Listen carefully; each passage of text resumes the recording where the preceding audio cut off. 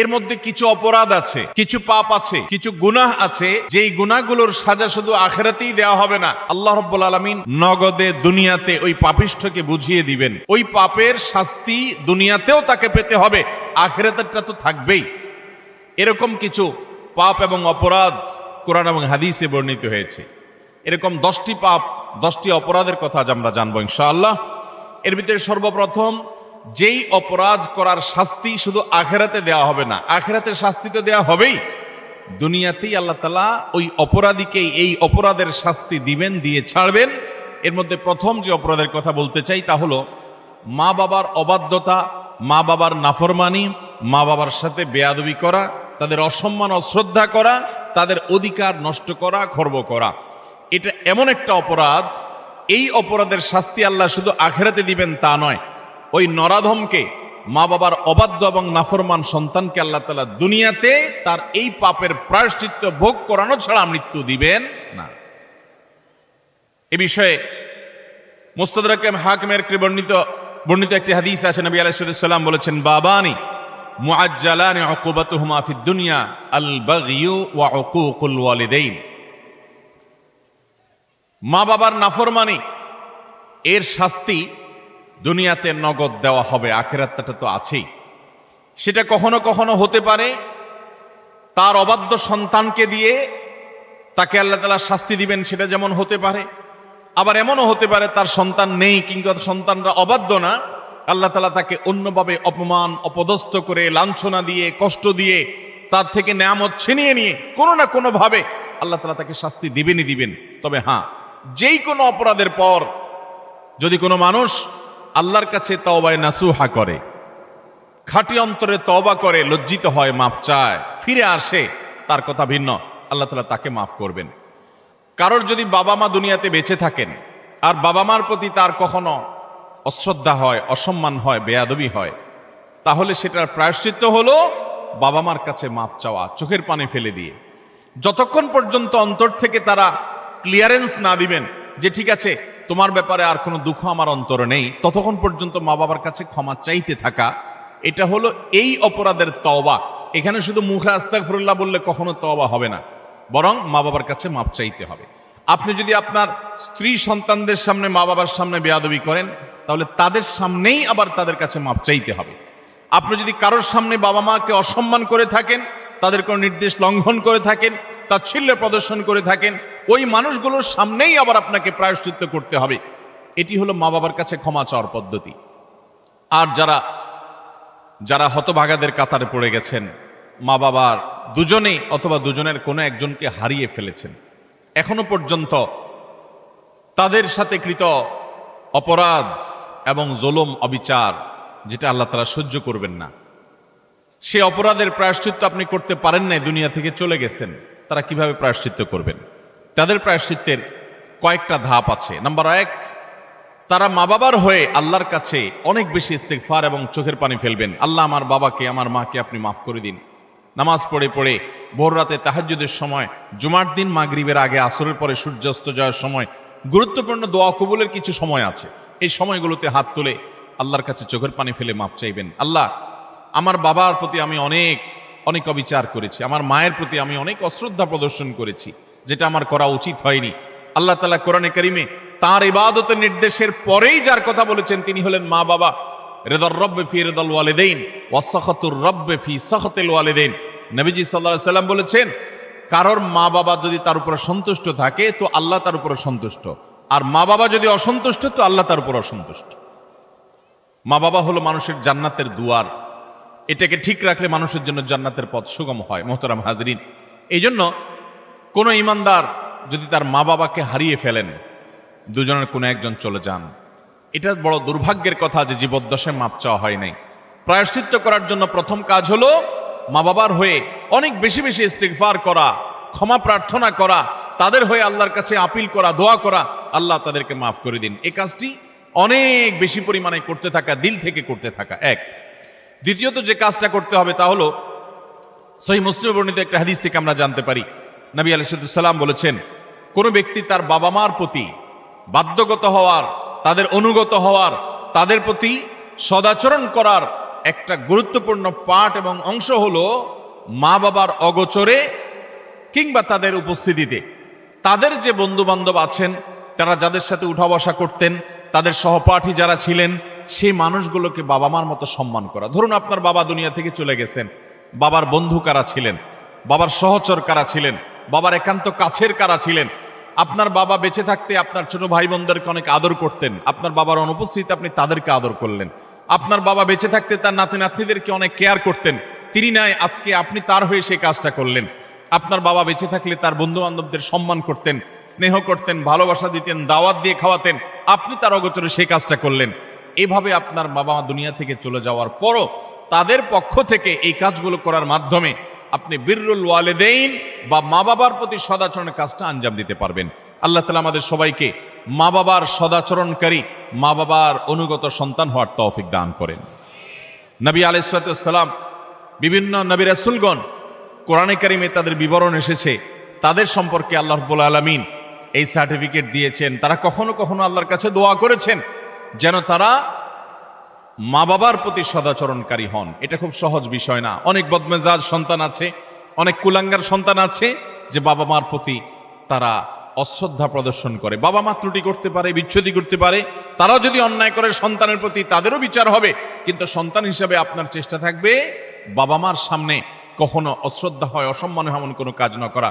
আব্দুল ইবনে আব্বাস রাদিয়াল্লাহু তাআলা বলেছেন, তুমি তোমার বাবা মায়ের সামনে যদি জামা ঝাড়া দাও, কাপড় ঝাড়া দাও, ধুলাবালি সরাও, বাবা মার সামনে এই কাপড় নাটা, এটাও বাবা মার সামনে বেয়াদবির শামিল।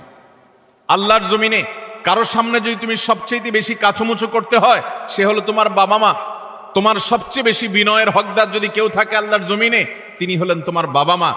যার কথা তুমি অন্ধের মতো মানবে, কোরআন হাদিসের খেলাফ না হলে, তিনি হলেন তোমার বাবা মা। এই জায়গাটা আর কারোর জন্য হতে পারে না। অথচ আজকাল বেশিরভাগ যুবক, বেশিরভাগ কিশোরদেরকে দেখবেন যে আল্লাহর জমিনে যার চাইতে সবচেয়ে বেশি, যার সঙ্গে সবচেয়ে বেশি ঝাড়ি মেরে কথা বলা যায়, তারা মনে করে তিনি হলেন কে? মা। সবচেয়ে বেশি ঝাড়ি যাকে দিয়ে আমাদের আজকাল কিশোররা, যুবকরা কথা বলে, তিনি হলেন কে? হতভাগা মা। আল্লাহ রাব্বুল আলামিন আমাদেরকে মানুষ হওয়ার তৌফিক দান করুন, মুসলমান হওয়ার তৌফিক দান করুন। মা বাবার মর্ম ততক্ষণ পর্যন্ত মানুষ বোঝে না যতক্ষণ পর্যন্ত সে বাবা মা না হয়েছে। আল্লাহ তাআলা আমাদেরকে বাবা মার কদর করার তৌফিক দান করুন। তাহলে এক নম্বরের অপরাধ পেলাম আমরা, বাবা মার প্রতি যদি কেউ অবজ্ঞা করে, অশ্রদ্ধা করে, অসম্মান করে, তাদের কথা না মেনে চলে, লঙ্ঘন করে। হ্যাঁ, তারা কোনো অন্যায় কথা বললে সেটা মানা যাবে না, ন্যায়সঙ্গত কথা বললে সেটা মানতে হবে। এই ক্ষেত্রে যদি কেউ ত্রুটি করে, বিচ্যুতি করে, বাবা মার অবাধ্য হয়, তার এই শাস্তি আল্লাহ শুধু আখিরাতেই দিবেন তা নয়, দুনিয়াতে তাকে এর জন্য প্রায়শ্চিত্ত ভোগ করতে হবে। তবে যদি সে মাপ চেয়ে এটাকে সুরাহা করে ফেলে এবং এটা ক্ষমা চেয়ে নেয়, তাহলে আল্লাহ তাআলা আশা করা যায় মাফ করবেন। নাম্বার 2, কারোর প্রতি জুলুম, কারোর প্রতি অবিচার, গায়ের জোর খাটানো, মাস্তানি গুন্ডামি করা, প্রভাব প্রতিপত্তি দেখানো, যে কাউকে দুর্বল পেয়ে তার উপরে চড়াও হওয়া, কাউকে ঠকিয়ে নিজের কাজ সিদ্ধ করা, এই মানুষের প্রতি জুলুম, অবিচার, এটার শাস্তি আল্লাহ তাআলা দুনিয়াতে দেন। পৃথিবীর ইতিহাসে এমন একজন জালেম দেখাতে পারবেন না যে জালেম জুলুম করেছে আর তার প্রায়শ্চিত্ত তাকে দুনিয়াতে পেতে হয়নি। পৃথিবীর ইতিহাসের সর্বপ্রথম জালেম, মানব সভ্যতার, মানব ইতিহাসের সর্বপ্রথম জালেম ছিল কাবিল, আদম আলাইহিস সালামের ছেলে কাবিল। সে জুলুম করেছে নিজের আপন ভাই হাবিলের প্রতি। আল্লাহ তাআলা তার মুখ সম্মোচন করে দিয়েছেন, তাকে অপমান অপদস্থ করেছেন, তার এই কুকর্ম আল্লাহ তাআলা ফাঁস করে দিয়েছেন। এটি ছিল আল্লাহর পক্ষ থেকে তার জন্য দুনিয়ার শাস্তি, আখিরাতের শাস্তি তো আছেই। পৃথিবীর ইতিহাসে বহু জালেম গিয়েছে, নমরুদ জুলুম করেছে, আবু জাহাল জুলুম করেছে, উতবা সাহেবা জুলুম করেছে, অনেক পরাশক্তি জুলুম করেছে। আল্লাহ তাআলা তাদের প্রত্যেককে অপদস্থ করেছেন, অপমান করেছেন, তাদের মুখ সম্মোচন করেছেন, তাদের শাস্তি দিয়েছেন। তবে আল্লাহ ছাড় দেন, আল্লাহ ছাড় দেন। আল্লাহ বলেছেন, ইন্নামা নুমলি লাহুম, আমি ছাড় দিয়ে রাখি, ইন্না কাইদি মাতিন। ছাড় দেওয়ার পরে যখন ধরি, সে ধরাটা হয় বড় শক্ত, সেটা থেকে বাঁচার কোনো উপায় থাকে। জুলুম এমন অপরাধ, কোন মুসলমান যদি কোনো হিন্দুর প্রতি জুলুম করে, কোন নামাজি মানুষ যদি কোনো বেনামাজির প্রতি জুলুম করে, কোন ধার্মিক মানুষ যদি কোনো অধার্মিক মানুষের প্রতি জুলুম করে, তারপরও আল্লাহ তাআলার সাহায্য ওই মাজলুমের প্রতি থাকে, হোক সে অমুসলিম, হোক সে অন্য ধর্মের মানুষ। কারণ জুলুমকে আল্লাহ কখনো সহ্য করেন। ভাইরা আমার, পশু পাখি তাদের কোনো জান্নাতও নাই, জাহান্নামও নাই। পশু পাখির কোনো জান্নাত জাহান্নাম আছে? তাদের কোনো ইবাদত বন্দেগী আছে? আল্লাহ তাআলা কিয়ামতের দিন গরু ছাগলকে জিজ্ঞাসা করবেন, তোমার যৌবনকাল কিভাবে কাটাইছো? ঘাস খায় কাটছো নাকি শুয়ে শুয়ে কাটছো? আল্লাহ জিজ্ঞাসা করবেন। জিজ্ঞাসাবাদ হবে মানুষের এবং জিনের। পশু পাখির কোনো জিজ্ঞাসাবাদ হবে? পশু পাখির আল্লাহ জিজ্ঞাসা করবেন, ঘাস বেশি খাইছো কিনা, অপচয় করছো কিনা? তোমার মালিক তোমাকে ঘাস খাইতে দিছে, অর্ধেক খাইছো আর অর্ধেক ফালাইছো, অপচয় করছো, জবাব দাও। এরকম কোনো কথা আছে হাদিস কোরআনে? নাই। তাদের কোনো বিচার নাই। কিন্তু জুলুম এমন অপরাধ, পশু পাখি পর্যন্ত একজন আরেকজনের প্রতি জুলুম করে। একটা গরু অন্য গরুটার উপরে চড়াও হয়ে তাকে আক্রমণ করে রক্তাক্ত করে ফেলেছে, গায়ের জোর ছিল। একটা ছাগল শিং ছিল, আর একটা শিং ছিল না, যার শিং ছিল সে শিং দিয়ে গুতগুতি করে অন্য আরেকটা ছাগলকে আহত করেছে, আঘাতপ্রাপ্ত করেছে। একটা মোরগ অন্য মোরগের প্রতি অবিচার করেছে। নবী করিম সাল্লাল্লাহু আলাইহি সাল্লামের সুস্পষ্ট হাদিস পাওয়া যায়, কিয়ামতের ময়দানে এই পশুগুলোকে আল্লাহ তাআলা মাটি হওয়া থেকে আবার পুনরায় সৃষ্টি করবেন এবং দুনিয়াতে যে যার প্রতি অবিচার করেছে সেই অবিচারের বিচার আল্লাহ করবেন। যে এখন তুমি যে দুর্বল ছিল, সে সবল যে তার প্রতি জুলুম করেছে, তার প্রায়শ্চিত্ত স্বরূপ তাকে সে গুঁতো মারবে এবং এর শাস্তি পাবে। এরপর আল্লাহ বলবেন, কুনু তুরাবা, তোমরা আবার মাটি হয়ে যাও, আবার তারা মাটির সাথে মিশে যাবে। অর্থাৎ তাদের কোনো বিচার নেই। কিন্তু পশু পাখিও যদি একে অন্যের প্রতি জুলুম করে, আল্লাহ রাব্বুল ইজ্জত তার বিচার কিয়ামতের ময়দানে করবেন। তাহলে মানুষের জুলুম এটা কত জঘন্য হতে পারে, কত ভয়াবহ হতে পারে। কোরআনে কারিমে আল্লাহ তাআলা বলেছেন, ওমা রব্বুকা বিযাল্লামিল লিল আবিদ, তোমার রব আল্লাহ তিনি বান্দার প্রতি কোনো জুলুম করেন না। আল্লাহ হাদিসে কুদসিতে বলেছেন, ইন্নী হাররামতু যুলমা আলা নাফসি, আমি আল্লাহ। আল্লাহ বলেছেন তিনি আল্লাহ, তিনি তার নিজের প্রতি নিজে জুলুমকে হারাম করে দিয়েছেন। আল্লাহর উপরে কোনো হালাল হারাম করার কেউ আছে? হালাল হারাম করবে তো তিনি, যিনি মহান সৃষ্টিকর্তা, তিনি নিজে সৃষ্টিকর্তা। তাকে আবার হালাল হারাম বাতাবে কে? তার জন্য কোনো বিধিনিষেধ তো থাকার কথা নয়। কিন্তু তিনি নিজের প্রতি নিজে এটা আরোপ করেছেন যে আমি জুলুমকে আমার উপরে হারাম করে দিয়েছি। আজ সমাজের চতুর্দিকে তাকালে দেখবেন এই ভয়াবহ অপরাধ।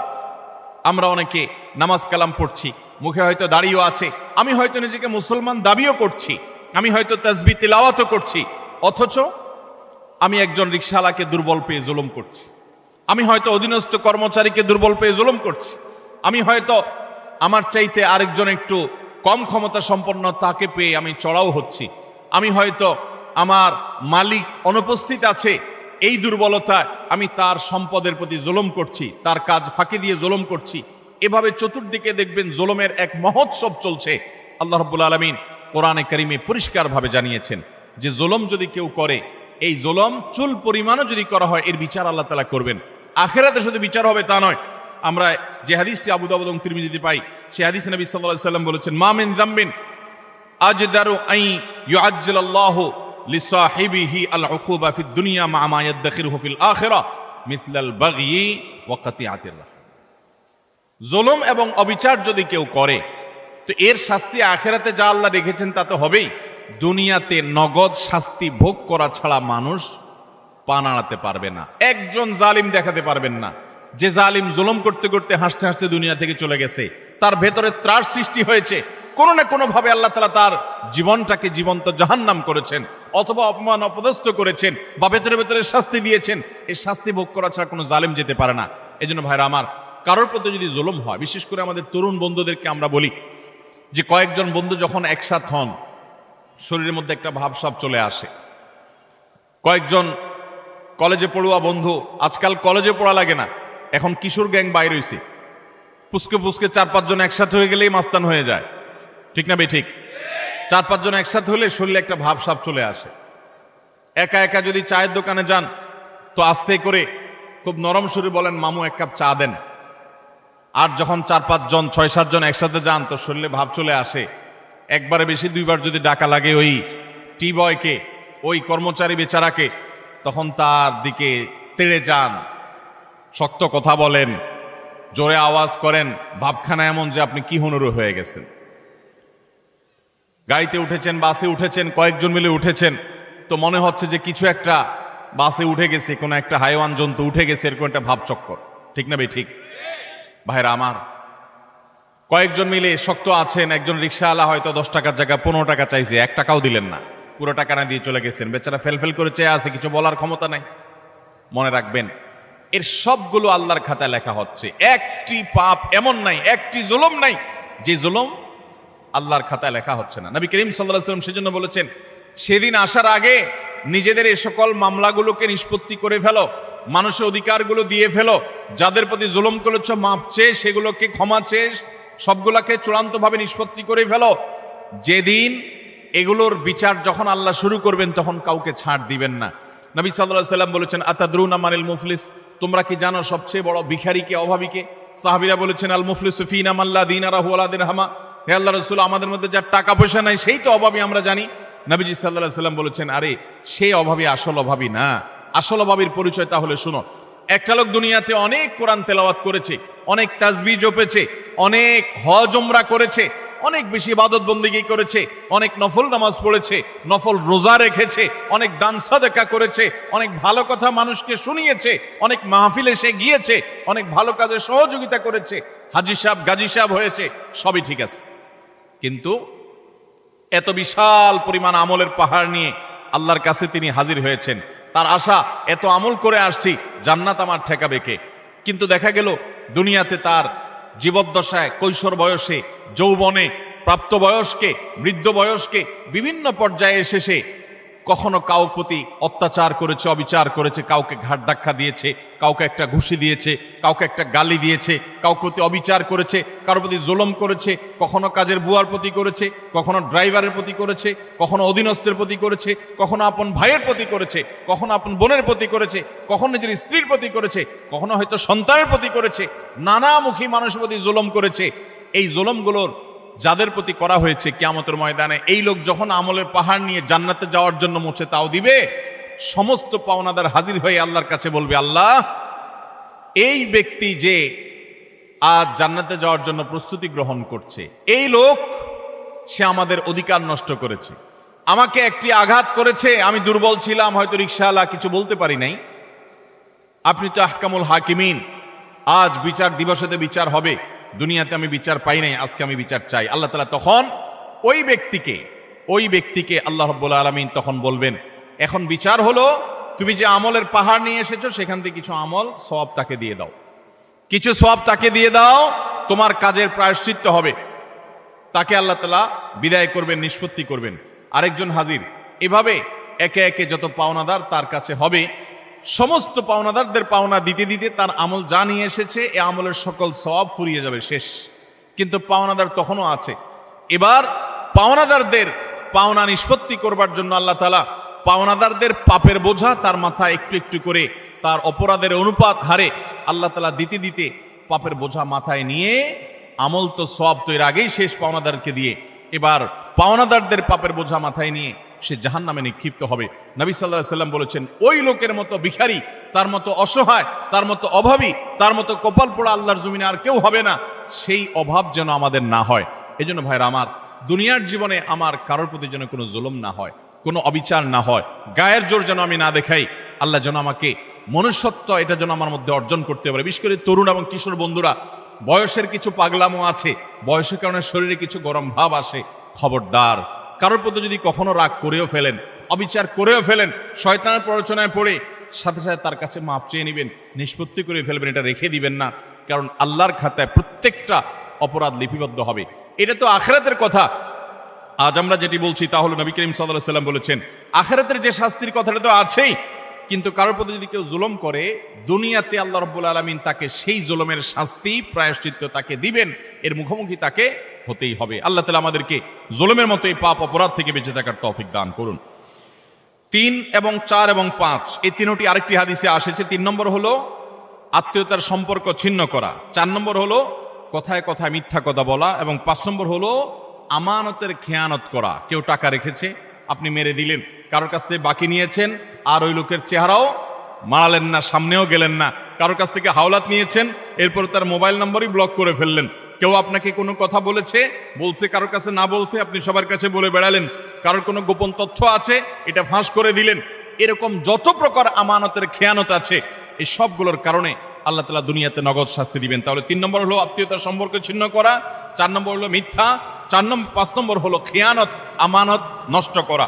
এই কয়েকটা পয়েন্ট একসাথে তাবরানীতে বর্ণিত হয়েছে। নবী সাল্লাল্লাহু আলাইহি ওয়াসাল্লাম বলেছেন যে কয়েকটা অপরাধ আছে, এগুলোর শাস্তি আখিরাতে হওয়ার পাশাপাশি দুনিয়াতে হওয়াটা অধিকতর উপযুক্ত হবেই হবে, এর কোনো বিকল্প নাই, ব্যত্যয় নাই। আল্লাহ তাআলা এটি করবেনই। তার ভিতরে একটা হলো আত্মীয়তার সম্পর্ক ছিন্ন করা। অনেক মানুষ আছেন নিজের আপন ভাইয়ের সাথে সম্পর্ক ভালো নাই, বোনের সাথে সম্পর্ক ভালো নাই, কোনো যুক্তি খাটবে না। আপনার ভাই খারাপ এই যুক্তি দিবেন, বোন খারাপ সে যুক্তি না, সে খারাপ আপনি তো খারাপ হবেন না, আপনাকে তো ভালো হতে হবে। আপনি নিজে থেকে তার প্রতি সদাচরণ করার চেষ্টা করবেন, আপনি তার সাথে নিজে থেকে উইলিংলি মিশতে যাবেন, তার কল্যাণ চাইবেন, তার জন্য দোয়া করবেন। হ্যাঁ, তার সাথে মিশতে গেলে সে ক্ষতি করে, সে মামলা মোকদ্দমা করে, সে শত্রুতা করে, তাহলে ভিন্ন কথা, আপনি যান বাঁচানোর জন্য দূরে থাকতে পারবেন। কিন্তু আত্মীয়তার সম্পর্ক রক্ষা করা সুন্নত না নফল? আত্মীয়তার সম্পর্ক রক্ষা করা কি নফল কাজ না সুন্নত কাজ? ফরজ। 5 ওয়াক্ত নামাজ পড়া যেরকম ফরজ, রমজানে রোজা রাখা যেরকম ফরজ, আত্মীয়তার সম্পর্ক রক্ষা করাটাও কি? অনেক মুসলমান এটা জানেন না। আপনার ভাই বোন, তার সাথে আপনার সুসম্পর্ক বজায় রাখতে হবে। আত্মীয়ের তালিকায় রক্ত সম্পর্কীয় যাদের সাথে আপনার ব্লাডের কানেকশন আছে, এই রক্ত সম্পর্কীয় আত্মীয়দের মধ্যে সবচাইতে অবহেলিত আত্মীয়ের নাম হলো ফুফু। সবচাইতে অবহেলিত আত্মীয়ের নাম কি? ফুফু। কজন বলতে পারবেন যে ফুফুর সাথে নিয়মিত যোগাযোগ করেন? যাদের ফুফু আছে কজন যোগাযোগ বলতে পারবেন? অল্প কয়েকটা হাত উঠছে। বেশিরভাগ মানুষ ফুফুদের সাথে কোনো সুসম্পর্ক নাই। হ্যাঁ, কোনো কোনো ক্ষেত্রে ফুফুরাও অমানুষের মতো ভাতিজার প্রতি, ভাতিজিদের প্রতি আচরণ করে, আছে কিছু বিচ্ছিন্ন ঘটনা, কিন্তু তারপরও ভাতিজা হিসাবে আপনার চেষ্টা থাকবে যে আমার বাবার বোন, আমাদের শরীরের রক্ত একই রক্ত, অতএব তার প্রতি আমার অধিকার, তার প্রতি আমার কর্তব্য আছে, তার প্রতি আমার দায়িত্ব আছে। সেই দায়িত্ববোধ থেকে অন্তত সুসম্পর্ক বজায় রাখা, খোঁজ খবর নেওয়া। আজকাল মোবাইলের যুগে খোঁজ খবর নেওয়া খুব সহজ, কিন্তু মুশকিল হলো সোশ্যাল মিডিয়া নামে যে সমস্ত নেটওয়ার্ক, যে সমস্ত অ্যাপ, যে সমস্ত সুযোগ সুবিধা আমাদের কাছে আসছে আজ, এগুলো আমাদের সবচেয়ে বেশি আনসোশ্যাল করে দিয়েছে। এই সোশ্যাল মিডিয়া আমাদের এক একজনের 5,000 করে বন্ধু তালিকায় আছে। অনেকের এই 5,000 ফুল। 5,000 বন্ধুর হক আদায় করতে করতে নিজের রক্ত সম্পর্কে আত্মীয়দের সাথে 6 মাসে একবার ফোনে কথা বলার টাইমও আমরা পাই না। ঠিক কিনা বলেন ভাইরা আমার? আপনার এই ফেক বন্ধু, কাগজে বন্ধু, ফেসবুকীয় বন্ধু, কোরআন এবং হাদিসের আলোকে এদের কোনো হক আপনার কাছে সে অর্থে? অথচ বন্ধু আপনার পোস্টে লাইক মারছে, আপনি পাল্টা লাইক না মানলে বন্ধু নাখোশ হয়ে যায়।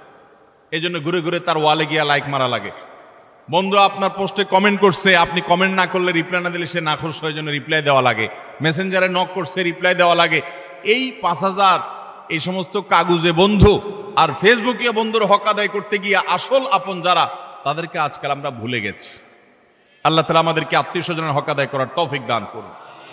আপনি আপনার রক্ত সম্পর্ক আত্মীয়দের সাথে খোঁজ খবর রাখতে হবে। আপনার খালা আপনার রক্ত সম্পর্কীয় আত্মীয়, আপনার মামা আপনার রক্ত সম্পর্কীয় আত্মীয়, আপনার চাচা আপনার রক্ত সম্পর্কীয় আত্মীয়। আমাদের সমাজে দেখবেন যে চাচা এবং ফুফু, তাদের সাথে একসাথে থাকার কারণে, জমিজমার ব্যাপার স্যাপার থাকার কারণে অনেক সময় বুঝের অমিল হয়, গন্ডগোল হয়, মামলা কদম পর্যন্ত জড়ায়, মনোমালিন্য হয়। কিন্তু তারপরও দিন শেষে তারা আপনার রক্ত সম্পর্কীয় আত্মীয়। আপনি একজন মুসলমান হিসাবে তাদের সাথে সম্পর্ক ছিন্ন কখনো করতে পারবেন না, কোনো যুক্তিতে না। হ্যাঁ, সে আপনার ক্ষতি করছে, বাধ্য হয়ে আপনি ছিন্ন করতে হচ্ছে বা দূরে থাকতে হচ্ছে, ভিন্ন কথা। এছাড়া অন্য কোনো যুক্তিতে আপনি আত্মীয়তার সম্পর্ক ছিন্ন করতে পারবেন না। অনেক লোক বলে আমার আত্মীয়, সে তো আমার খোঁজ খবর নেয় না, আমি একা নেওয়া লাগে। হ্যাঁ, আপনি একা নিবেন, আপনি আল্লাহর কাছে সওয়াব পাবেন। সে নিচ্ছে না, সে দায়ী হবে, অপরাধী হবে। সে নিচ্ছে না, এই যুক্তিতে আপনি তাকে ছিন্ন করার অধিকার। আল্লাহ তাআলা আমাদেরকে আত্মীয়তার সম্পর্ক রক্ষা করার তৌফিক দান করুক। চাচা এবং ফুফুদের খোঁজ খবর নেব তো ইনশাআল্লাহ। চাচা তো ভাই, ফুফাতো ভাই বোন, তাদের খোঁজ খবর নেব তো ইনশাআল্লাহ। এগুলো তো অনেক পরের কথা। অনেক কপাল পড়া আছে নিজের আপন ভাই বোনের সাথেও যোগাযোগ, কত বন্ধু তার, কত দোস্ত তার, কত আপন তার, অথচ রক্ত সম্পর্কীয় এই মানুষগুলোর প্রতি তারা খেয়াল রাখে না। নবী করিম সাল্লাল্লাহু আলাইহি ওয়াসাল্লাম বলেছেন, আল্লাহ রাব্বুল আলামিন হাদিসে কুদসিতে বলেছেন যে যে ব্যক্তি আত্মীয়তার সম্পর্ককে রক্ষা করবে, সংযুক্ত করবে, তাদের সাথে কানেক্টেড থাকবে, আল্লাহ তাআলা ওই ব্যক্তির সাথে কানেক্টেড থাকবেন। আর যে ব্যক্তি আত্মীয়তার সম্পর্কের সাথে সম্পর্ক ছিন্ন করে ফেলবে, আত্মীয়ের সাথে সম্পর্ক ছিন্ন করবে, রাখবে না, আল্লাহ তাআলা বলেছেন কাতাআহুল্লাহ, আল্লাহ তাআলা তার সাথে সম্পর্ক ছিন্ন করে ফেলবেন। এবং লা ইয়াদখুলুল জান্নাতা কাতি, আত্মীয়তার সম্পর্ক ছিন্নকারী জান্নাতে প্রবেশ করবে। কোন যুক্তিতে আত্মীয়তার সম্পর্ক আপনি ছিন্ন করতে পারেন না। রাগ করে 3 দিন অভিমান করতে পারেন, এর বেশি না। আল্লাহ আমাদেরকে এই অপরাধটি থেকে বেঁচে থাকার তৌফিক দান করুন। আত্মীয়তার সম্পর্ক রক্ষা করলে ওই ব্যক্তিকে আল্লাহ তাআলা দুনিয়াতে নগদ শাস্তি দিয়ে থাকেন আখিরাতের শাস্তির পাশাপাশি। আর 4 নম্বর হলো মিথ্যা, কথায় কথায় মিথ্যা, সবার সাথে মিথ্যা, তার জীবনটা মিথ্যার উপরে। এই মিথ্যাবাদীদের উপর আল্লাহ বলেছেন যে লানাতুল্লাহি আলাল কাযিবিন, আল্লাহর লানত, আল্লাহর অভিশাপ এবং আল্লাহর গজব নাজিল হয় মিথ্যাবাদীদের উপরে।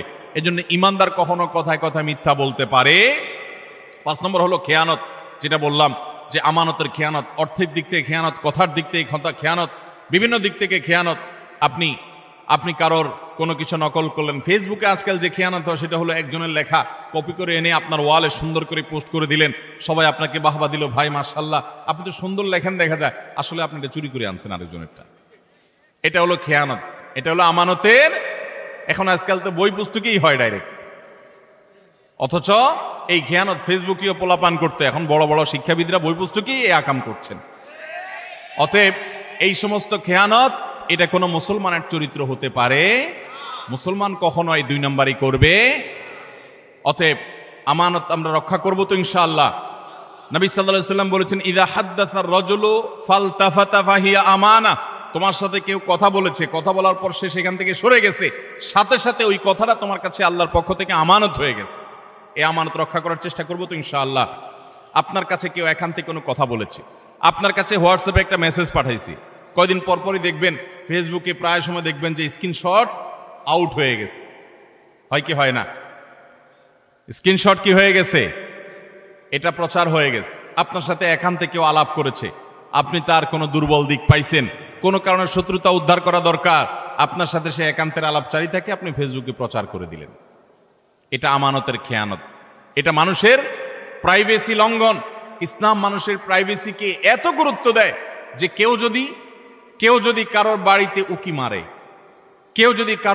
উকি মারে, এবং দেখার চেষ্টা করে তার ব্যক্তিগত সময়কার উঠা বসা, কাজ কাম, অ্যাক্টিভিটিস, নবী আলাইহিস সালাম বলেছেন এটা এমন জঘন্য অপরাধ যে এই লোকের চোখ উফড়ে ফেলার মতো অপরাধ সে করেছে।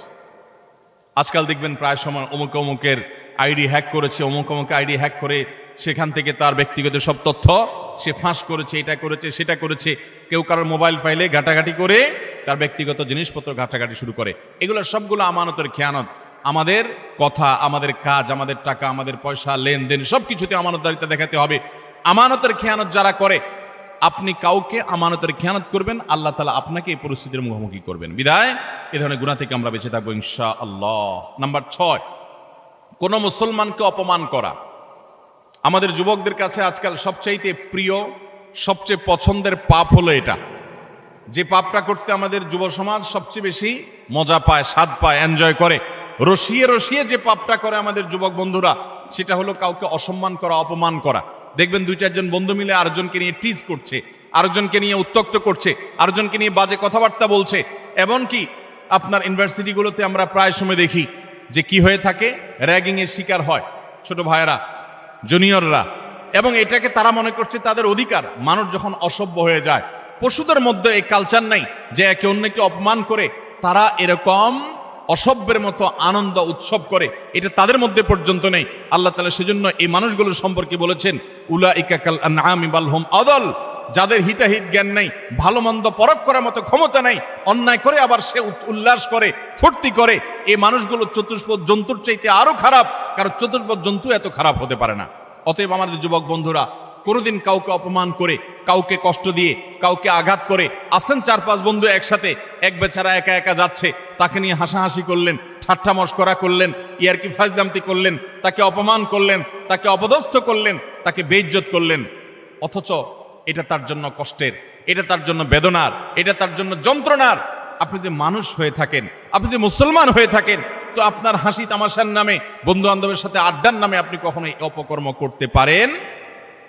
নবী করিম সাল্লাল্লাহু আলাইহি সাল্লাম বলেছেন, আবু দাউদে বর্ণিত হয়েছে, কোন মানুষ সে যদি আরেকজনকে অপমান করে এমন একটা জায়গায় যেখানে ওই লোকটা অপমান থেকে বাঁচার চেষ্টা করছে, সে চায় কেউ তার জন্য সাহায্যের হাত বাড়িয়ে দেখ, সেখানে আপনি তাকে আরো অপমান করলেন। তাহলে আপনি নিশ্চিত জেনে রাখেন, লিখে রাখেন, আপনার জীবনে এরকম পরিস্থিতি আসবে যে আপনি কোনো পরিস্থিতিতে মানুষের সাহায্যের জন্য আপনি হাত বাড়াবেন, কিন্তু সাহায্য পাবেন না, পাবেন অপমান। কারণ মানুষকে অপমান করলে তার শাস্তি আল্লাহ তাআলা দুনিয়াতে নগদ দিয়ে থাকে।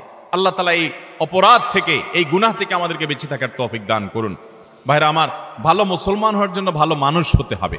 আপনি কয়েক বন্ধু মিলে একসাথে হাসি ফুর্তি করতে পারেন, আনন্দ তামাশা করতে পারেন, খেলাধুলা করতে পারেন, ক্রীড়া কৌতুক করতে পারেন, শরিয়ার সীমানায় থেকে। আপনি সেটা করতে গিয়ে কাউকে নিয়ে আপনি হাসাহাসি করতে পারেন। একটা মেয়ে হাঁটে হেঁটে যাচ্ছে, আপনি দেখে ওই মেয়েটাকে শুনিয়ে শুনিয়ে এমন কথা বললেন যে কথা শুনে মেয়েটার মানসিকভাবে আঘাতপ্রাপ্ত হচ্ছে। আপনি তাকে অপদস্থ করছেন, নোংরা কথা বলছেন। যুবকদের মধ্যে এই রোগ আছে না নাই? জনে জনে ঘরে ঘরে আজকে এই রোগ ভরে গেছে। ভাইরা আমার, আল্লাহ আপনাকে বিবেক দিয়েছেন, আপনি আনন্দ অবশ্যই করতে পারেন, আপনি অবশ্যই কৌতুক করবেন, আপনি অবশ্যই ক্রীড়া করবেন, আপনি অবশ্যই রসিকতা করবেন, বন্ধুদের সাথে মজা করবেন। কিন্তু আপনার মজা আরেকটা মানুষের কষ্টের কারণ, আপনার মজা আরেকটা মানুষের অপমানের কারণ হতে পারে না। আপনার বিবেককে জিজ্ঞাসা করুন, কোনো পশু এত নিচে নামে না। আল্লাহ তাআলা আমাদের যুবকদেরকে সঠিক এবং সুন্দর পথে চলার তৌফিক দান করুন। মনে রাখবেন, এই সমস্ত অপকর্মের একটা শাস্তি তো আপনাকে নগদে পেতেই হবে, সেটা হলো অপরাধ বোধের অদৃশ্য দাহন। অনেক লোক আছে দেখবেন, বৃদ্ধ বয়সে এসে হাজী সাহেব, গাজী সাহেব, দাড়িওয়ালা, হজরতজি ইত্যাদি সেজে যায়, কিন্তু উনি জানেন উনি যৌবন বয়সে বহু মেয়েকে উত্ত্যক্ত করেছে, বহু ছেলের গায়ে হাত তুলেছে, বন্ধু বান্ধব মিলে বহু অন্যায় করেছে, বহুত আকাম কুকাম করেছে। এই সমস্ত আকাম কুকামের কথা যখন মনে হয়, তখন অপরাধ বোধের একটা জ্বালা আছে ভেতরে।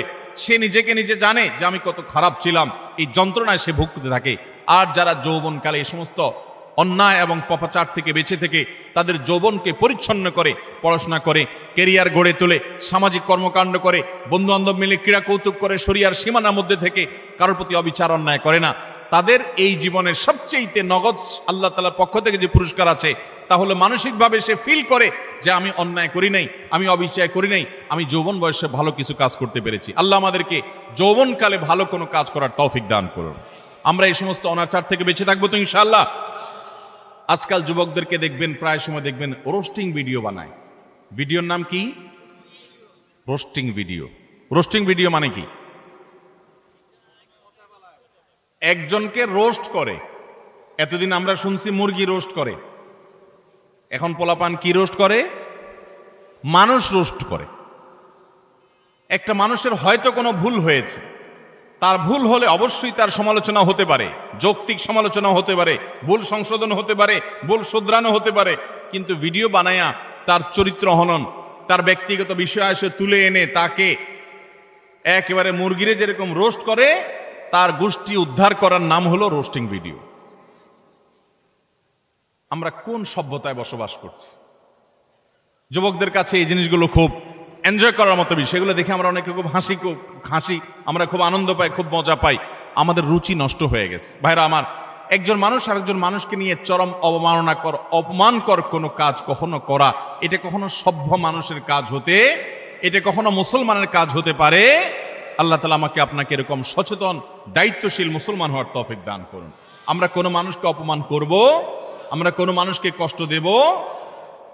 আজ অনেক যুবক আছে বাবার বয়সী একজন মানুষের সাথে পর্যন্ত বেয়াদবের মতো আচরণ করে। রিক্সাওয়ালা হতে পারে, তিনি রিক্সা চালক, কিন্তু আপনার বাবার বয়সী, আপনার বড় ভাইয়ের বয়সী, আপনার চাইতে অন্তত আলটিমেট কমপক্ষে বড়, অ্যাটলিস্ট আপনার চাইতে সে সিনিয়র, কিন্তু দেখা যায় তার সাথে পর্যন্ত তুচ্ছ তাচ্ছিল্য করে, তুই তোকারি করে, যা তা বলে আমাদের যুবকরা আজকাল, অনেকে, আমি সবার কথা বলছি, অনেক যুবকরা আজকাল এমন আচরণ করে।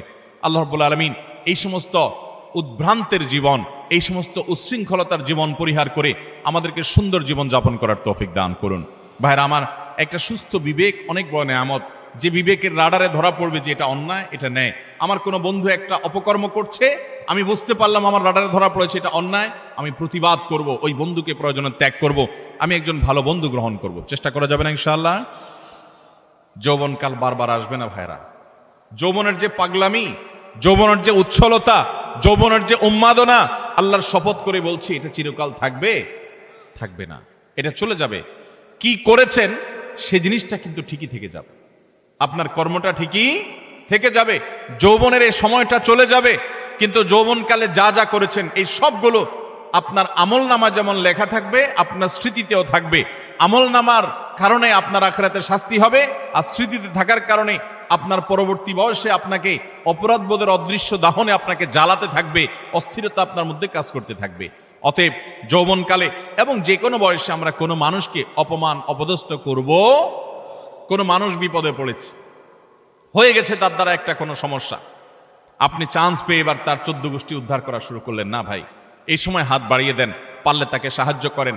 আল্লাহ রাব্বুল আলামিন আপনার কোনো বিপদে এরকম মানুষ দিয়ে দিবেন যে মানুষ আপনার হাত ধরে আপনাকে উদ্ধার করবে। চেষ্টা করবো না ইনশাআল্লাহ? তাহলে 6 নম্বর অপরাধ এটি যে কোনো মানুষকে অপমান করলে, কোনো মুসলমানকে অপমান করলে তার শাস্তি আল্লাহ রাব্বুল আলামিন দুনিয়াতে দেন। এবং যে ব্যক্তি কোনো বিপদে পড়া মানুষকে, যার দরকার সাহায্য, সে সাহায্যের জন্য হাহাকার করছে, ওই টাইমে তাকে আরো আঘাত করে, আরো আক্রমণ করে, তার রোস্টিং ভিডিও বানায়, তার চরিত্র হনন করে, তাকে অপমান অপদস্থ করে, এই ব্যক্তি তার যখন জীবনে এরকম পরিস্থিতিতে পড়বে, আল্লাহ তাআলা ঠিক একইভাবে অন্য আরেক পাপিষ্ঠকে দিয়ে আল্লাহ তাআলা তাকে সাইজ করবেন। বিদায় বেঁচে থাকবো তো ইনশাআল্লাহ। নাম্বার 7, মানুষকে দেখানোর জন্য কোনো ভালো কাজ করলে। এখন ফেসবুকের সময়, এমন কোনো ভালো কাজ পাওয়া কঠিন হবে যেটা আমরা ফেসবুকে দেই না। আমরা আমাদের আসুন্নাহ ফাউন্ডেশনের বিভিন্ন ভালো কাজ কার্যক্রম ফেসবুকে দেই, সেটা হলো জবাবদিহিতা। ডোনাররা যে ডোনেশন করেন তাদের টাকা কোথায় খরচ হচ্ছে, সেটা কিভাবে খরচ হচ্ছে, সেটা তাদেরকে জানানোর জন্য। ব্যক্তিগত দান, ব্যক্তিগত ভালো কাজ, এটাকে একজন ইমানদার যথাসম্ভব লুকাবার চেষ্টা করবে। হ্যাঁ, অন্যকে উৎসাহিত করবার জন্য দান কখনো প্রকাশ্যও দেওয়া যেতে পারে, এটা প্রশংসনীয় হতে পারে। কিন্তু আজকাল দেখবেন যে যুবকদের দোষ দিয়ে লাভ কি? অনেক মধ্যবয়স্ক মানুষও আছে, দেখা যায় কোনো গরিব মানুষকে হয়তো একটা কলা দান করছে, কলা ত্রাণ হিসাবে। ওই কলা দেখা যায় 6 জন 7 জন মিলে ধরে রাখছে। বোঝার কোনো উপায় নেই কি গরিবকে দিচ্ছে না গরিবে তাদেরকে দিচ্ছে। এই চিত্র আমাদের সমাজে আছে না নেই? সামান্য কয়টা মুড়ি দিচ্ছে, সামান্য একটা কিছু দিচ্ছে, তো এতজন মিলে দিচ্ছে, এটা দেখে বোঝার উপায় নাই যে গরিব মানুষটা দিচ্ছে না এরা গরিব মানুষকে দিচ্ছে। এই সমস্ত তামাশা আমাদের সমাজে হয় কি হয় না বলেন? কদিন আগে একটা ভিডিও ভাইরাল হয়েছে যে এক লোক দোয়া করবে, তো একটা ছেলেকে মোবাইল দিয়া ভিডিও করতে লাগাই দিছে, ওইটা আবার আরেকজন ভিডিও করে ফেলছে। এবার সে হাত তুলে কাঁদতেছে, কান্দার শেষ, মোবাইল অফ করে ভিডিও ফেসবুকে ছেড়ে দিস। ভাইরা আমার, ওমরা করতে গেলে, কোনো একটা ভালো কাজ করতে গেলে সেলফি সেলফি সেলফি ছাড়া কিচ্ছু। একটা হুজুর দেখছে দোয়া নিবে, হুজুর কাছে কিছু শিখবে, এখন এসব নাই। হুজুর দাঁড়ান, একটা সেলফি নেই। এই রোগ আমাদেরকে প্রচন্ড আকারে ধরছে কি ধরে নাই? একটা হলো স্মৃতি রাখলাম, উৎসাহিত অনুপ্রাণিত হলাম, সেটা ভিন্ন বিষয়। বেশিরভাগ ধান্দাই হলো ফেসবুকে একটা পোস্ট দেবো, মানুষ বলবে ওরে বাপরে বাপ, তুই এই লোক পাইলি কোত্থেকে, মাশাআল্লাহ মারহাবা, কিছু লাইক কমেন্টের বিজনেস হবে। আমাদের মানুষকে দেখাবার প্রবণতা এখন এমন ভাবে হয়ে গেছে যে আমরা এমন কোনো কাজ করি না যেটার ফিডব্যাক দুনিয়াতে আশা করি না। অথচ আল্লাহ তাআলার নেককার বান্দা তারা, যারা কোনো ভালো কাজ করে তার বিনিময়ে আশা করবে কার কাছে? আল্লাহর কাছে। আল্লাহ তাআলা আমাদেরকে সেরকম নিষ্ঠাবান মানুষ হওয়ার তৌফিক দান করুন। নবী আলাইহিস সালাম বলেছেন মুসনাদ আহমদের হাদিসে, মান সাম্মা আন-নাস বিআমালিহি সাম্মা আল্লাহু বিহি। যে ব্যক্তি কোনো ভালো কাজ করে গল্প দিয়ে বেড়াবে শুধুমাত্র মানুষের কাছে, লোক শোনানো, লোক দেখানো কাজ করবে, আল্লাহ রাব্বুল আলামিন ওই ব্যক্তিকে এই কাজের প্রায়শ্চিত্ত দুনিয়াতেই দিবেন এবং তার শাস্তি দুনিয়াতেই হবে। আল্লাহ তাআলা আমাদেরকে এই লৌকিকতা, মানুষকে দেখাবার জন্য ভালো কাজ করার এই বদ অভ্যাস পরিহার করার তৌফিক দান করুন। নাম্বার 8, যদি কেউ নেয়ামতের নাশুকরি করে, আল্লাহ কোন নেয়ামত দিয়েছেন সেটার নাশুকরি করেছে, এই ব্যক্তিকে আল্লাহ তাআলা নগদ শাস্তি দিবেন। সূরা নাহল 128 নম্বর আয়াতে আল্লাহ তাআলা বলেছেন, ওয়াদারাবাল্লাহু মাসালান কারিয়াতান কানাত আমিনাতান মুতমাইন্নাহ। একটা জনপদের মানুষ, তারা নিরাপদে ছিল, সুখে শান্তিতে ছিল, আল্লাহ তাআলা তাদেরকে নিরাপদে রেখেছেন, ভালো রেখেছেন। ইয়াতিহা রিজকুহা মিন কুল্লি মাকান, প্রত্যেকটা জায়গা থেকে আল্লাহর পক্ষ থেকে রিজিক আসতো। ফাকাফারাত বিআনউমিল্লাহ, তারা আল্লাহর নিয়ামতকে অস্বীকার করে বলেছে, নাশুকরি করেছে। ফাযাকাল্লাহু লিবাসাল জুই ওয়াল খাউফি বিমা কানু ইয়াসনাউন, তাদের এই নাশুকরির কারণে আল্লাহ তাআলা তাদেরকে আল্লাহ রাব্বুল আলামিন দুর্ভিক্ষ, অভাব অনটন, আশঙ্কা এবং ভয়ের শাস্তি দুনিয়াতে দিয়েছেন, আখিরাতে তো বটে। অনেক মানুষ আছে দেখবেন নাশুকরি করে, আপনি অনেক উপকার করেছেন, বলবেন না আমি কিছুই তো পাই নাই, আমি নিজে নিজে করেছি। এই নাশুকর ঠিকই এক সময় বিপর্যস্ত হবে এবং বিপদগ্রস্ত হবে, এবং যেই নিয়ামত পেয়ে সে নাশুকরি করেছে, এই নিয়ামত আল্লাহ তার কাছ থেকে ছিনিয়ে নিবেন, আজ হোক আর 2 দিন পরে হোক। বিধায় এই ধরনের গুনাহ থেকে আমরা বেঁচে থাকবো তো ইনশাআল্লাহ। অনেক মানুষ আছে দেখবেন আল্লাহর শুকর খুব আদায় করে, মানুষের শুকর আদায় করে না, আছে না নাই? অনেক লোক আছে এই ঢাকা শহরে আসার সময় লঞ্চের ভাড়া, বাসের ভাড়াটাও ছিল না, ঝুলে ঝুলে চলে আসছে। এরপর আল্লাহ তাআলা তাকে এমন সম্পদ দেওয়া দিছেন, যেভাবেই হোক সে এমন সম্পদ কামাইছে, 2-4টা বাড়ির মালিকও হয়ে গেছে, আছে না না এরকম অনেক মানুষ। কিন্তু ঘন ঘন দেখবেন আল্লাহর শুকর আদায় করে যে আল্লাহ আমাকে সব দিছে। ঠিক আছে, আল্লাহই তো দিছে, কিন্তু আল্লাহর কিছু বান্দাদের ভূমিকা ছিল কি ছিল না, তাদের নাম মুখে নিতে রাজি না, নিলে তো ছোট হয়ে যাবে, আছে না না এরকম চরিত্রের মানুষ। কোনো অর্জন হলে সব ক্রেডিট আল্লাহরে দেয়, এটা ভালো, কিন্তু আল্লাহকে শুধু দিলে হবে না। কোনো বান্দা যদি আপনাকে উপকার করে, আপনাকে এই পর্যন্ত আসতে সহযোগিতা করে, তো তার কৃতজ্ঞতাও আপনাকে আদায় করতে। নবী আলাইহিস সালাম বলেছেন, মাল্লাম ইয়াশকুরিন নাস লাম ইয়াশকুরিল্লাহ, যে মানুষের কৃতজ্ঞতা আদায় করে না, অকৃতজ্ঞ হয়, সে আল্লাহর প্রতি অকৃতজ্ঞ, সে আল্লাহর কৃতজ্ঞতা আদায় করার কোনো মূল্য হতে। বিধায় মানুষের কৃতজ্ঞতা আদায় করবো তো ইনশাআল্লাহ। যে যতটুকু আমার উপকার করেছে, যার দ্বারা যতটুকু অর্জিত হয়েছে, এটাকে অকপটে স্বীকার করার মতো মানসিকতা থাকতে হবে। ইমানদার কখনো অকৃতজ্ঞ নাশকর হতে পারে, এ নাশকরির শাস্তি আল্লাহ তাআলা দুনিয়াতে দিয়ে থাকেন। ঠিক একইভাবে 9 নম্বরের যে অপরাধ, তা হলো ব্যবসায় ফাঁকি দেওয়া। এমন ব্যবসায়ী এখন পাওয়া সোনার হরিণ হয়ে গেছে, যেই ব্যবসায়ী সত্য কথা বলে, 2 নম্বরই কথা বলে না, চিটারি বাটপারি করে না। আপনি ঢাকা শহরের কোন দোকানে, কোন মার্কেটে যাবেন, আল্লাহর কিছু নেককার বান্দা আছে সেটা হাতে গোনা, বেশিরভাগ দোকানে যাবেন 100 টাকা কেনা ভাই, আল্লাহর কিরা, রাসূলের কিরা ভাই, যদিও রাসূলের কিরা হয় না, শিরক, এরকম নানা কিরা বলে, নানা কসম করে বলবে 100 টাকা কিনা, এরপরে মুলামুলি করার পর দেখা যায় 50 টাকা দিয়ে দিস, আছে না নাই? গতকালকে চট্টগ্রামের মাহফিলে একজন একটা প্রশ্ন লিখে দিস, বলে ভাই দোকানে মিথ্যা কথা বলতে বলতে অনেক সময় দেখা যায় একটা কাস্টমারের সাথে সত্য বলবো নিয়ত করছি, তবুও মুখ দিয়ে মিথ্যাটাই চলে আস। নিজের বউ দোকানে গেছে, যা জিজ্ঞাসা করছে তোমার এটা কত কিনা পড়ছে, ওইটাও বলে আল্লাহর কিরা এত টাকা, মিথ্যা কথা। পরে বলে ও সরি থুকু, তুমি তো কাস্টমার না, ঘরের বউ। মিথ্যা বলতে বলতে অনেক দোকানদার আছে, এটা বিল্ট ইন হয়ে গেছে, অভ্যাসটা এমন হয়ে গেছে, এটা তার শরীরের, এটা তার অঙ্গের, এটা তার অস্তিত্বের সাথে মিশে গেছে। ঠিক না ঠিক ভাইরা আমার? কয় টাকা কামাই করবেন মিথ্যা কথা বলে? মিথ্যা কথা বলে যে টাকা কামাই করবেন, এগুলো দুনিয়া থেকে নিয়ে যেতে পারবেন? কাফনের কাপড়ের পকেট আছে? পকেটও নাই, নিয়ে যেতেও পারবেন? যাদের জন্য মিথ্যা কথা বলছেন, ছেলে সন্তান, স্ত্রী, পরিবারের লোকজন, আপনি দুনিয়া থেকে যাওয়ার পর কিয়ামতের ময়দানে যখন ফেরেশতারা মুকুট দেওয়ার জন্য ধরবে, যখন শাস্তি শুরু হওয়ার পরিকল্পনা হবে, তখন আপনার ছেলে মেয়েরা যায় বলবে, আল্লাহ আমার আব্বাকে কিছু বলিয়েন না, উনি যত 2 নম্বরে চিটারি বাটপারি করে ঢাকা শহরে বাড়ি গাড়ি করছে, এগুলো সব আমাদের জন্য করছে, ওনার একার জন্য করে নাই, অতএব শাস্তি আমাদেরকে দেন, ওনাকে ছেড়ে দেন, বলবে? আল্লাহ কোরআনে উল্টাটা বলেছেন, ইয়াউমা ইয়াফিরুল মারউ মিন আখিহি ওয়া উম্মিহি ওয়া আবিহি ওয়া সাহিবাতিহি ওয়া বানি। সেদিন মানুষ বাপকে দেখে সন্তান আরেক দিকে পালাবে, যে বাপ দেখা হলে যদি আমাকে আটকায়, যে তোদের জন্য অনেক কিছু করছি, আজকে আমি ফাঁসে গেছি। স্বামীকে দেখে স্ত্রী, স্ত্রী দেখে স্বামী পালাবে, বন্ধুকে দেখে বন্ধু পালাবে। লিকুল্লি ইমরিম মিনহুম ইয়াউমা ইযিন শাআনু ইউগনি, সবাই ইয়া নফসি করতে থাকবে। ভাইরা আমার, আল্লাহর জমিনে তার চাইতে বড় নির্বোধ কে হতে পারে, যে চুরি করে যাদের জন্য, ওই লোকগুলো তার চুরির কোনো দায় বহন করবে, আরাম করে ভোগ করবে ছেলে মেয়েরা, অথচ আপনি তার পাপের প্রায়শ্চিত্ত ভোগ করবেন। তাহলে আপনি কেন দোকানদারি করতে গিয়ে কাস্টমার সাথে মিথ্যা কথা বলবেন? আপনি সত্য কথা বলেন, কেনা বেচা আপনার কম হবে, ব্যবসা একটু কম হবে, আয় ইনকাম একটু কম হবে। মনে রাখবেন, এর বিনিময়ে শান্তিটা আল্লাহ তাআলা দুনিয়াতেও দিবেন, আখিরাতেও দিবেন। চেষ্টা করবো তো ইনশাআল্লাহ। ভাইরা আমার, ওজনে কম দেওয়া, দোকানদারি, ব্যবসা বাণিজ্যের মধ্যে মিথ্যা, প্রতারণা, আজ গোটা দুনিয়া দাঁড়িয়ে আছে মিথ্যার উপরে। সারা ঢাকা শহরের যত বিজনেস আছে, ম্যাক্সিমাম বিজনেসই দেখবেন, বিশেষ করে খুচরা পর্যায়ে ম্যাক্সিমাম বিজনেস দাঁড়িয়ে আছে মিথ্যার উপরে। ফল দোকানে যাবেন, উপর দিয়ে সব সুন্দর করে সাজা রাখছে, বড় বড় গুলা, নিচ দিয়ে সব ছোট ছোট গুড়া গুড়া, আছে না নাই? পোকা খাগুলো সব সরা রাখছে, উপর দিয়ে ভালোগুলো দিয়ে রাখছে।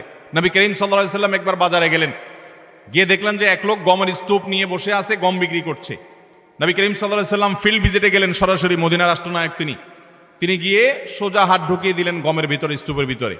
সন্দেহ হলো তার, দেখলেন যে ভিতরে সব ভিজা গম, এটা ওজনে ভারী হবে, আর শুকনাগুলা ওজনে কম হবে, পরিমাণে বেশি হবে সেখানে। তো ভিসাটার দাম কম হবে। ভদ্রলোক ভিসাগুলো নিচে উপরে দিয়ে শুকনাগুলো দিয়ে বিক্রি করছে। নবী করিম সাল্লাল্লাহু আলাইহি ওয়াসাল্লাম বললেন, এই চিটারি কেন করলে তুমি তো একই দামে বিক্রি করছো, অথচ তোমার ভেতরে ভিসা কম। তখন তিনি বললেন, হে আল্লাহ রাসূল, বৃষ্টিতে ভিজে গেছে, আমি কি করবো, যেন উপরে দিয়ে এগুলো দিয়ে দিচ্ছি। নবী সাল্লাল্লাহু আলাইহি ওয়াসাল্লাম, না, তুমি ভিজাগুলো আলাদা বিক্রি করবে, শুকনাগুলো আলাদা বিক্রি করবে। ভিজাগুলোর এক দাম হবে, শুকনাগুলোর আরেক দাম হবে। তুমি কেন এই বাটপারি এবং চিটারি করলে? মান গাসসা ফালাইসা মিন্না, মনে রাখবে যে মানুষকে প্রতারণা করে ব্যবসা বাণিজ্যে সে আমার উম্মত হতে পারে। আমরা প্রায় সময় যখন দেখি টেলিভিশনের স্ক্রিনে বা পত্রিকার পাতায় দাড়ি পাকা বুড়ো মানুষ, সুন্দর চাচা বাপ চাচার মতো দেখতে, নুরানি চেহারা, মাথায় টুপি আছে, কপালে সেজদা দিতে দাগও আছে, কিন্তু উনি ধরা পড়েছে কিসে? 2 নম্বর মাল বিক্রি করতে গিয়ে। হয় কি হয় না এগুলা?